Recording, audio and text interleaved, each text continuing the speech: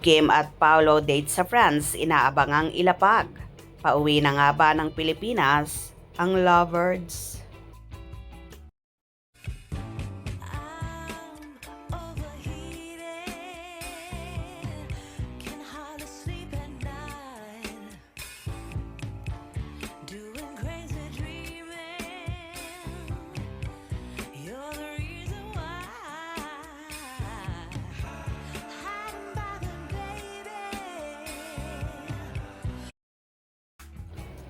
Tila, hinihintay ng Kim Pao Solid na maglapag ng resibo ang lovebirds at rumored magkasintahan na sina Kim Chiu at Paolo Abilino.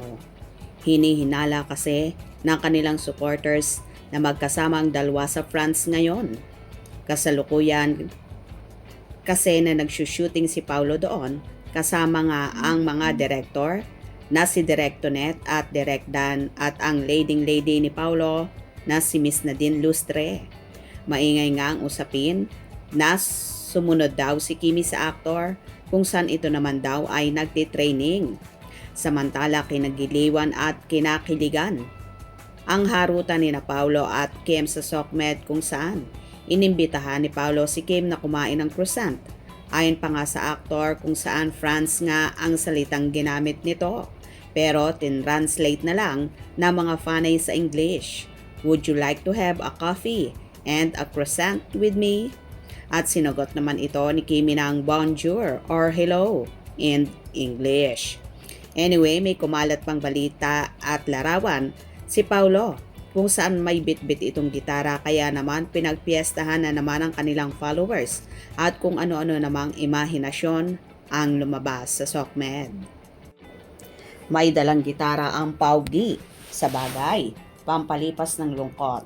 Minsan, maggitara pag homesick sa wife niya.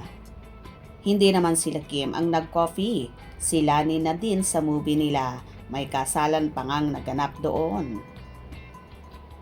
Kailan kaya ipalalabas yung spotted silang nag-coffee? Mga after months or year pa if meron talagang resibo. Si Kim lang din ang maglalabas ng resibo. Nung amampulo nila 3 months after inilabas. Kaya nga po, pag pwede nang ilabas, ilalabas nila yan. Kasi may bida-bida. Yung nag-share. New season siguro ang role ni Pao. Hello Paugi, namiss na namin kayo ni Kimi. Ingat kayo dyan.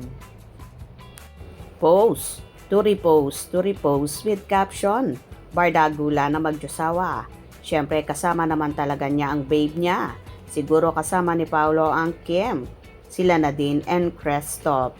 Super happy ang mag-asawa sa date ng Kim Pao. Enjoy your date, Mr. and Mrs. Abilino Kim Pao. Sana sabay na rin kayong umuwi para makita namin kayo sa showtime na mag-prod. Yes, magkasama pala sila. I think for taping ang setup na ito. Correct, meron talaga. May nagsushooting ba? Walang kasama? Aba, di mo pala na-gets ang point ko. Ay nako, gets, nagdilulo na naman kayo.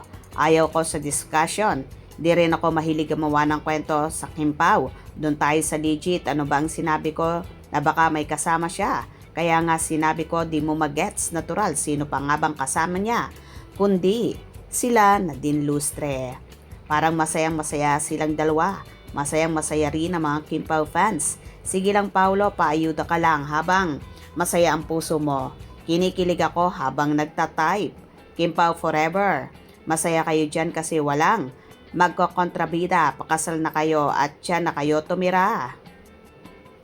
O diba?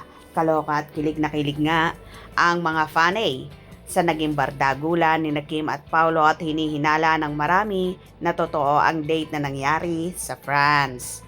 Hope you enjoyed. Please subscribe for more info.